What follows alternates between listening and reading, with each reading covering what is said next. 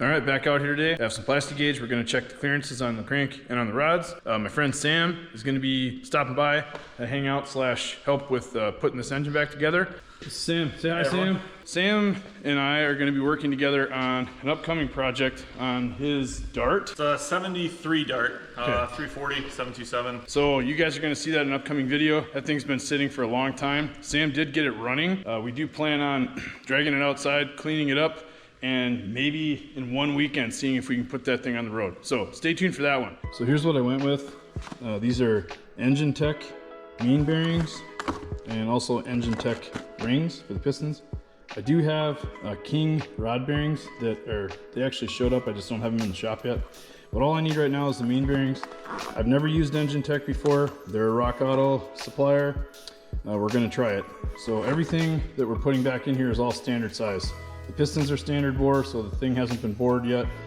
So the rings and the bearings, everything's standard. So all I'm doing to prep the bearing surface in the block is just giving them a quick spray down with brake clean. I want to make sure that this block surface where the bearing installs is completely free of oil and debris, because we do not want anything getting behind that bearing that may encourage it to move in the block. So here's the new thrust bearing. This goes in the center here. I'm just gonna roll these in just like they are so that we can get an idea of what our clearance is. This is the upper half of the bearing.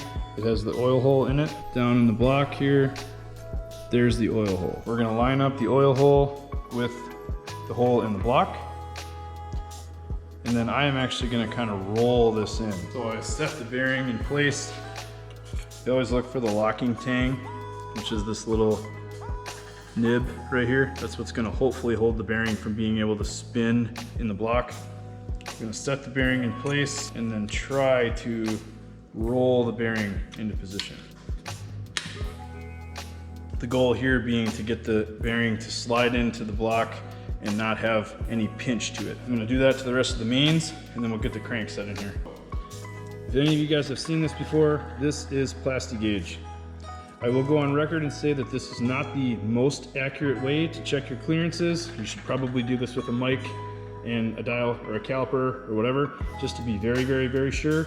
But for those of us like me, regular guys, I'm gonna use this. Essentially what this is expensive dental floss. It is a piece of plastic that comes from the factory at a certain diameter. And you cut a little piece of this plastic off and you lay it directly across the bearing that you wanna check the clearance of. Now, one side note, this crank is sitting on the brand new bearings and the crank is completely dry. We don't want any oil in between our crank and our bearing because that will throw off our measurement. You take a piece of this, cut it, lay it across the journal that you want to check. With everything dry, put all the caps on, tighten them down to the factory torque spec, and what's going to happen is this dental floss that's in here, which is from the factory round, is going to get squished out, and then you take that cap back off and you compare it with the colored marks here on the edge.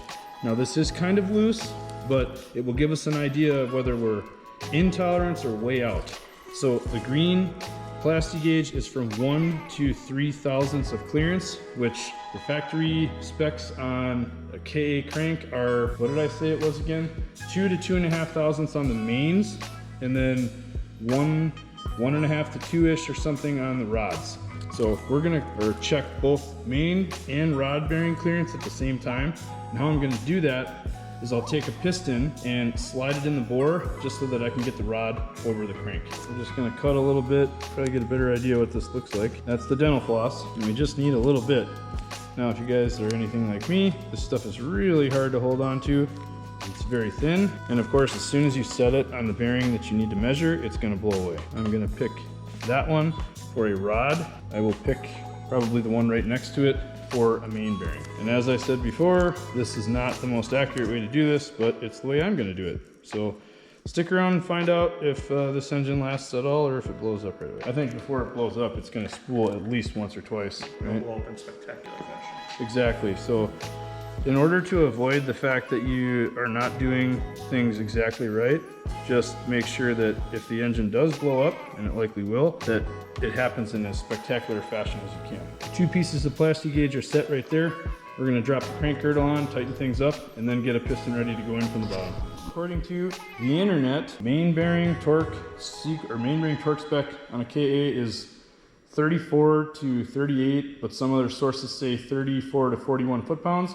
We're gonna do 2 steps. We're gonna start at 20 foot-pounds and then go all the way to 40. Sam's gonna run the bolts of the crank down to touch and then step them twice. So, quick anecdote, I was putting the rings in my engine for the Oldsmobile and I was setting the ring gap, and I think I held that one of the piston rings on the grinder. I mean the precision tool for setting ring gap. I think it came out to be like 35 or 30 plus thousandths of an inch.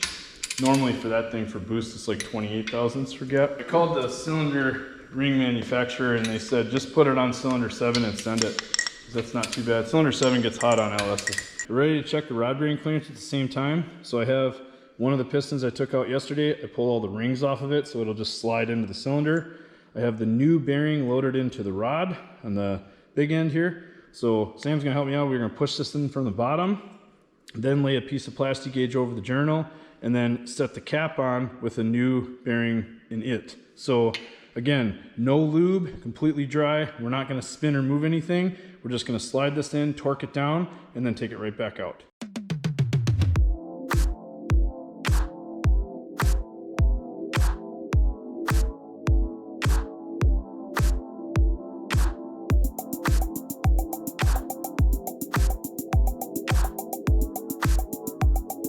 So if you look at the piece of plastic gauge and you hold up the gauge chart here, to my eye, and I'm going to pull you guys away just a little bit because it's kind of tough, but to my eye this looks to be somewhere between this white mark, which is like the 2 thousandths, and the 1.5, which is right below it. So I'm going to say that our rod bearing clearance is between 1.5 to 2 thousandths, which I believe is good for this engine. We had thought that because you kind of have to tap this main girdle in place, that we lost our plastic gauge and it fell off. We were going to have to do it again. Let me turn this light off maybe.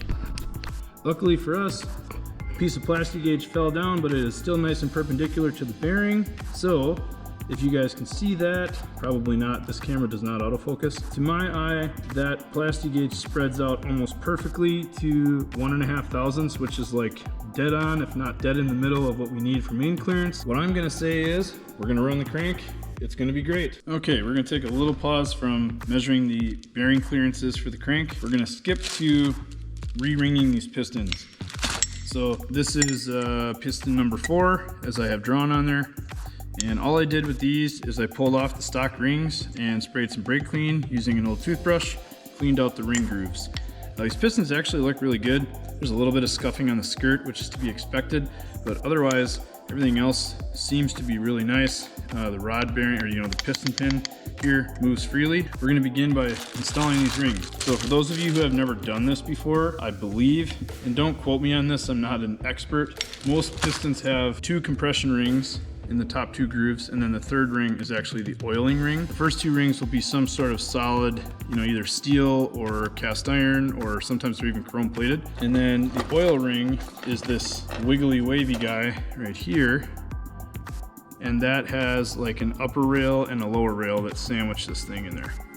And the purpose of this ring is to drag oil back up and down the cylinder as the piston moves. The top ring here and the second ring, I think that's what this one is. When the gas and air mixture explodes, these are what act as the seal between the piston and the cylinder, so that the pressure moves the piston down. These rings are from Engine Tech. Most ring packs, at least that I've used, they come in sets. So this one you can see says top groove, or ring number 1, so that'd be your upper compression ring. Here, ring number 2, or second groove, so this would be your second compression ring. And then now there are 2 packs here that say 3rd groove, or number 3. And that's because one of these packs is the wiggly wavy oil ring, and then this pack here is the very thin upper and lower rails that sandwich that oil ring in that groove. So we'll start at the bottom and work our way up. So I'm going to start with the spacer, or the wiggly whoopty guy right here. So as you can see, here it is. New wiggly guy. All we're gonna do with him is open it up, put it in the third groove, set it in there. Above and below it, we have two of these skinnier ones. So, yeah, there you go. These are very, very, very thin, but these are the upper and lower rails. So we actually have one that goes underneath and one that goes on top. So it might be difficult to see because the GoPro does not focus very well, but if you can, there is the lower rail, I'm sorry. So I'll do the same thing on the next one, which will put it on top. This might be a good view of what I'm talking about here. So maybe you can see that here's the upper rail, spring, or the expanders in the middle, and then there's a lower rail. So I'm gonna run through and slam all the oil rings on to the other three pistons, and then get back to putting the compression rings on. Okay. So in my opinion, the most nerve-wracking ring is always the second groove, because do you put it on there all in one shot, or do you put it into the first groove and then walk it to the second?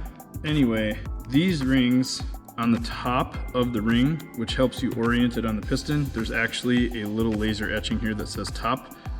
Some other rings I've seen, they'll have like a little dot machined into the face of the ring to kind of tell you which way is up.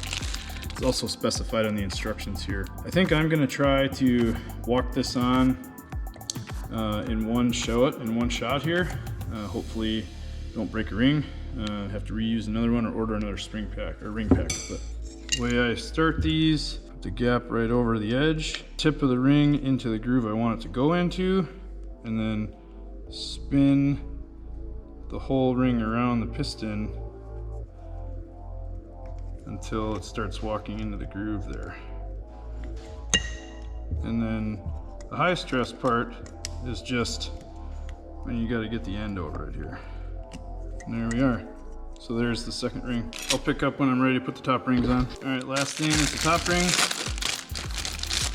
Let's see. Okay, so these also have laser etching on them to tell us what the top is. Just like last time. You guys get the picture. I'll pick up when these are all done. We are officially rerun. There we go. That means I can throw all these away. So, time to drop the crank in. I'm sure that you guys have seen this on YouTube. If not, for those of you that have never seen this, I will really quickly explain. We're using assembly lube. Assembly lube is really sticky, so it's really good to pre-lube bearings, especially bearings like this, so that there is a film of oil between the crank and the bearing, keeping everything from touching, so that when you first fire up the engine, there is some lubrication throughout the engine before the oil pump supplies pressure. All I'm gonna do with this is schmeeze, which is the technical term for applying lubricant. I'm gonna schmeeze a bunch of this, not too much, whatever, right? A liberal amount on each bearing, and I'll smooth this out just to make sure that there's a layer on each bearing here. And I will also do the thrust surface of the thrust bearing in the center. And then we will set the crank in here, lube up all the crank journals, and then the same thing with the crank girdle, and then this thing can be assembled. Make sure that your shaft is well lubricated before you put it in. Pause for comedic effect. No? We all knew that wasn't funny. Drop this crank in and apply a little bit more assembly lube to a couple of these, I think. But this is what every single person on the entire planet does. As soon as they drop the crank in, they spin it, right? Ooh, it spins so nice, only because nothing's torqued down. This is like what everybody's got to do. Because you can't just set the crank in and leave it alone. You have to turn it to be like, ooh, it spins nice. Here's the main girdle, right? All those bearings are lubed up. We're gonna drop that guy back on. And this main girdle actually fits kind of snug, so it does require just a little bit of Precision assembly tool. This is calibrated, by the way. I set this out. The sticker just fell off. And if you're wondering, I actually took a class on how to do this, so that's why I know. Looks like I know exactly what I'm doing. Looks like this is good. We can hold the crank in here. We're gonna torque down all the bolts, and then we're gonna move on to throwing the pistons in. Off camera, really quick, I took some brake clean, sprayed that down each one of these bores, and then blew that out to make sure that there's no crud in there. We're gonna reuse the crank bolts. Those have a little bit of oil on them. So we're gonna drop those in, get them torqued up, and then we'll be on to slamming the pistons in. So we're ready to drop the number 4 piston in. I have the rings back loaded on the piston here, and they're staggered to the best of my ability.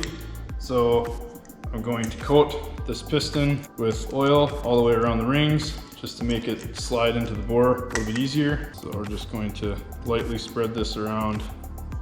The main thing here is to just lube up the skirt, lube up the rings and stuff, just so that the piston can drop in. I have my Flawless El Cheapo piston ring compressor. So I'm gonna drop the piston in here, and I do have the hose over the bolts so that we don't nick the crank, hopefully. I drop this in, and I may have to open this spring compressor a little bit more. Oh, there we go. Is this gonna be like that? This isn't a ratcheting one? Well, this El Cheapo. This spring compressor is a piece of because you have to use your thumb on it every time. Do you want to hold this just for a sec so I can get this figured out here? Yeah, just grab the piston. This is ridiculous. Okay, it's very tough to tighten it, which is weird. I feel like it should be easier than that, but let's try again here. See where our gaps are. It looks okay.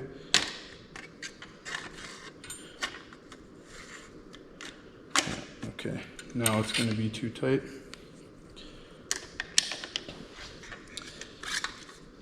That thing sucks. Don't buy one of these. I can't hold the piston at the same time and try to get that tight. Unless for whatever reason I'm operating this thing wrong. But after going to school a little bit on how this non-ratcheting spring compressor works, which is not the type that I wanted, this is just a friction clutch style. So you have to press this tab to open it up, and then when you spin it down, it just simply tightens. There is no ratcheting, which means this thing is going to go in the trash right after this project because it's a piece of shit. So we've got what I believe to be the cylinder piston rings compressed. What I'm going to do is lightly tap this from the top, and Sam is going to guide the other end, the big end of the rod, to slip over the crank. Here is the calibrated piston installation tool. So we're going to try this. Hopefully we don't break any rings.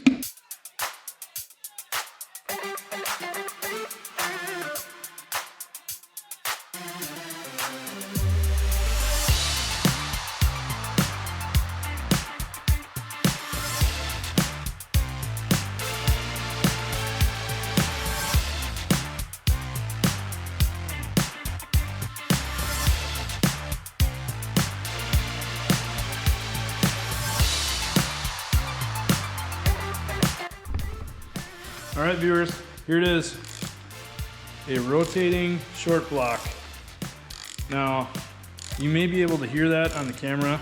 There's definitely increased ring tension with the brand new rings, but this thing rolls over just as good as it did before, fresh bearings and everything. I'm not gonna rotate it too much more because I want everything to stay good until we fire it up.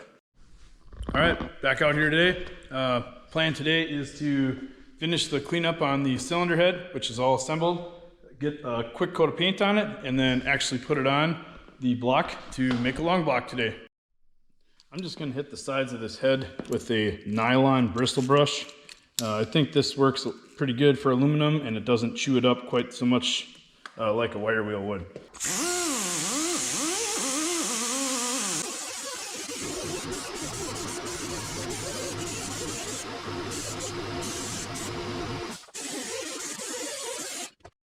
All right, so I've got some of this VHT. Looks like maybe it's cast silver color. I'm gonna see if I can dust a little bit on just to the sides and the back of the head to rebuild it really quick. Yep, so let's see what this looks like. Hopefully it's not too bright. I have another can of high heat engine paint. This is also a silver. I think it might be just a smidge brighter than this, so I might dust a little bit of this on there too. Looks like a painted cylinder head to me. I mean, at a quick glance, looks like fresh aluminum, whatever. I am gonna paint the valve cover, don't worry. So here is the head gasket. This came in the kit from Engine Tech. I have this, I think this is like a little squirter or something right here. I don't know exactly, but it appears that this part of the gasket goes over that. Come on, doubles. All right, there you go. So this part of the head gasket does actually kind of hang out in free space because the lower and upper timing cover kind of sandwich around this. So this is okay. I know it kind of looks weird. It does to me too. I'll pull out all of the paper and stuff from the intake ports and from the exhaust ports, and then I'll open up the head bolts and we'll start running these in. It's a set of head bolts, and I think on Rock Auto you can order a cylinder head gasket kit, and you can order it either with or without the head bolts. Here are the new head bolts. They also come with new washers. I'm gonna lube up the washer and the head of the bolt. This is just a little bit of regular motor oil. Lube up underneath the washer and the head of the bolt and run some down the threads.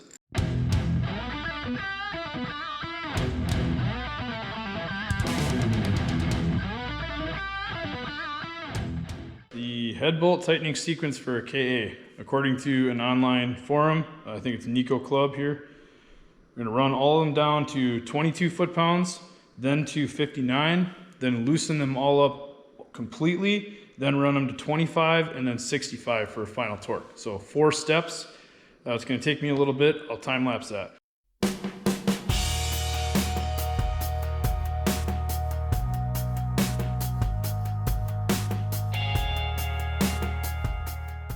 Cylinder head's all torqued.